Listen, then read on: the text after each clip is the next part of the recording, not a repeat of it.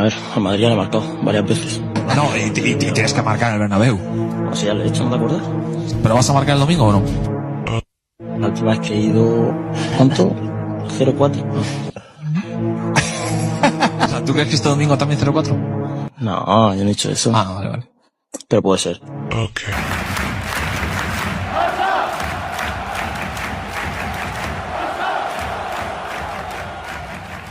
Hello everybody, welcome back to the channel. So in today's video, we are going to be talking about the match between Real Madrid and FC Barcelona once more. Because this time, we do have some really bad news. Barcelona is going to be without Raphinha and without Hansi Flick against Real Madrid, which is a huge blow. However, on the other side, we're also going to be talking about Lamine Yamal and his comments that he has made against Real Madrid that has sparked so much heat to the Real Madrid fan base. There is going to be so much that we have to discuss for today's video. I hope you guys do enjoy it. Happy Friday, everybody, or happy Saturday. It is Clásico weekend and we're going to be here for it to fully support Barcelona. This is going to be our weekend. I think that we all have to be very positive, very enthusiastic of what's to come. But yes, I understand that we are probably going to be talking about some things that may not help the situation. But all in all, I do very much back this team and I believe that Barcelona can do great things. But let's talk about this, right? For everybody here who has been living under a rock and you have not been following Barcelona as of late, let me pick you up to speed. Barcelona is going through an injury crisis. In the past 3 to 4 weeks, we have seen Barcelona get so many injuries that it has been harming our sporting results. And one of the players that we have been dying to see return, it is Raphinha. And especially for a Clásico match because Raphinha was our main goal contributor in the last season. We talked about this in the previous video. Go check it out. I did talk about how important Raphinha has been for every Clásico match since Hansi Flick came in. And the fact that Raphinha is not going to be playing in this game on Sunday night, it's a huge blow. It's crazy to me how things do turn out, right? Because yesterday we were talking about how Raphinha returned to training. He was with the other players and that he was going through the gym sessions with no problem, just exceeding expectations, with everybody expecting for him to make it to the squad for a Clásico. However, earlier today on Friday, he did not train due to a discomfort just out of nowhere, dude. Like just out of nowhere. Like 24 hours ago, Raphinha was 110% healthy, but just out of nowhere, I think that what happened was a relapse. Even though at the time that I'm recording this video, he has not been 100% ruled out yet, it does not look good. Like there is a 90% chance that Raphinha will not play, meaning that so far, Barcelona have played without Raphinha in the past 5 games. Him being out for potentially another month means that he might go 8 to 10 games without playing. The medical findings were suggesting that there is a possible hamstring relapse, and the fact that there is like just this small little discomfort from Raphinha, we all know how the medical team and Hansi Flick like to work any sort of small discomfort. Whether it's so minimal, it does not matter. You're going to be out and you're going to be considered as a player who has a long-term injury, and they don't want to risk anything. So like I've said, I want to make it very clear. Raphinha does not feel well. He feels like he has relapsed, and at the time of this recording, there is no fixed timeline for his full return. And to be honest, I really do think that the reason why Raphinha does struggle to come back today is because of what happened last season. Is because he played so many games, played so many minutes, and you add in the fact that Raphinha gives in 110% in terms of tracking back, making those runs behind the defensive line, always defending, always pressing. This day was destined to come. Barcelona's attack without Raphinha is going to look something like this, with Yamal, Rashford, Ferran Torres, and Roony Bardghji being our only attacking options. Lewandowski has not returned yet, and nor has Gavi, who can play in the number 10 position and between the wingers. So it seems very likely that we could see Ferran Torres take on the number 9 position, with Raphinha now coming out, meaning that Rashford is going to have to move away from the number 9 position, go on to the left, take Raphinha's position, and with Yamal on the right side, and then you have Roony Bardghji switching in here and there, whether it's for a central attacking midfielder or as a right winger. Hansi Flick has said that Roony Bardghji knows how to play as a number 10, so we'll see what happens from there. Or we could see Ferran Torres go onto the left wing position, because the last time he did play on the left wing, I think that he scored 2 goals, or he provided 2 assists if I'm not mistaken. And maybe we could see Marcus Rashford continue as a number 9. It's going to be very fluid, so we'll see how Flick does work that out. But for sure, Ferran Torres' importance has gotten higher with Raphinha not being included. Moving on towards the next conversation, and I do want to speak about Hansi Flick because Hansi Flick is not going to be there as well. Barcelona have tried to appeal from the red card that he was given against Girona. The administrative court of sport have rejected Barcelona's appeal, and they did it twice. So Barcelona has no other option but to accept the fact that Marcus Sorg is going to have to be our main coach temporarily on the pitch. He's going to be the one that's going to be vocal, telling the players what to do. I'm pretty sure that Hansi Flick is going to tell Marcus Sorg that he is going to need to do A, B, and C, X, Y, and Z. So a lot of the responsibility is going to be on him. Marcus Sorg is also going to be leading the press conference in a couple of hours, so that should be very interesting. I would love to hear his take on the whole situation against the administrative court for sport. court. So it's going to be very tough, and Real Madrid do have all the reasons in the world to really get a great win out of FC Barcelona and cut off the 4-game losing streak. We're not going to be having our coach. Raphinha's not going to be there. We have an injury crisis going on, but I really do think that if Barcelona come in with full focus and we play as a collective, the one player that can really make a difference, it is going to be Lamine Yamal. So let's talk about Lamine Yamal's controversy, because during a chat with a streamer named Ibai Llanos, who does like to promote the Kings League with Jar Piquet, Lamine Yamal was asked by the streamer whether that team that he was playing with during the Kings League tournament does remind him of Real Madrid, and he replied yes, because they steal and because they complain. And there was a huge fallout in all parties when Yamal said that. Like, first of all, social media was hella mad, and especially the Real Madrid fan base. Real Madrid, by the way, like the actual club, do view these comments as very disrespectful. It has also been said that Dani Carvajal, who is one of the players of Real Madrid, does plan to speak to Yamal after the game, whether they lose or whether they win, and he wants to aim to de-escalate the tensions. So I like this, right? I really do like this. I like the fact that Lamine Yamal can get to these players' heads. I understand that, yeah, maybe for somebody who's 18 years old, for him to speak in this manner and to say that Real Madrid like to steal, they like to complain, first of all, that's facts. Nothing about this is false. The only difference is that Lamine Yamal speaks up, and he speaks to the media, and he's not scared. And for those of you guys who want to say, oh, he's not like Messi, he needs to be humble like Messi, bro, Lamine Yamal is not Messi. Different biological bodies, different anatomy, different whatever, spirits, different whatever. Lamine Yamal is not Messi. Like, I'm sorry, but that's just how it is. If you expect Yamal to have the exact same personality like Lionel Messi through and through, that's not gonna happen. That is impossible. When have you ever seen a replica of somebody else? Never. It has never happened. So if you think that and assume that Lamine Yamal should be acting like Messi, it's just not. Like, he has his own way of living, his own way of doing things, and that's it. If he wants to speak, let him speak. I always say this, I do not care, and I promise you guys, like, I mean this with like my heart, I do not care what happens to Lamine Yamal outside of football. I don't. Meaning his personal life, who he's dating, what he's saying, how he's living his life, where he's at, I just don't care. I really don't. The only thing that I do ask from Yamal is to bring the results on the pitch, score your goals, provide your assists, have a great game, be the protagonist of the attack, and that's it. If you continue to do that, then I have no problem with you. But the moment I see Lamine Yamal drop his level, not really caring, just not tracking back, not pressing, whatever, not scoring, not assisting, then yes, then I would say something. But if Yamal continues to perform like how he has been in the past few games, I really just don't care what he says, and I don't care how he lives his life. This whole thing about being so obsessed with Yamal's relationship is stupid. Like, bro, you're a grown man. You're like 20, 21, 22, 23, 34, 35, 40 years old, and you care about who Lamine Yamal is dating and what type of pictures they're taking and what Yamal says to the media? Who the hell cares? Like, who cares? Like, just let it go. If Yamal is not dropping his performance, then just let it go. I'm pretty damn sure that when Lamine Yamal goes to the Santiago Bernabéu, he's gonna get booed by the Real Madrid fan. But here's the thing, he was gonna get that either way. Whether he was humble or whether he's very egotistical or whatever, it's gonna happen either way. Messi got hella boos when he went to the Santiago Bernabéu. Everybody hated him. They were throwing stuff at him. And Messi was humble, like you guys are saying, and he was still getting disrespected. It was very hostile. So either way, you're gonna be booed, so who cares? So when Yamal goes onto the pitch, he is gonna get booed. But let me tell you, and I want you guys to like really hear my voice, and I want you guys to remember it. Who the hell cares? He was gonna get this either way. You don't think that if, bro, think about this. If Yamal scored 2 goals against Real Madrid and he acted humble, do you really think that Real Madrid and the fans and the media are not gonna say nothing just because he was humble and does not say nothing? No, they're gonna continue to say something. That is just how the world works. I'm sorry. And so if it gets to people's heads, like Carvajal, for example, this man here, then that's your problem. You're easy to get in through mentally and sportingly and everything in between. That's why Iniesta had no problem speaking about Yamal and defending him. He stated it's a comment to add a little spice to the Clásico. A lot of importance is always given to what is said before a match like this. So it's nothing new. That's just how it is, and you're gonna have to accept the game from there. But that is it, right? Thank you guys so much for watching, and I will see you guys in the next one.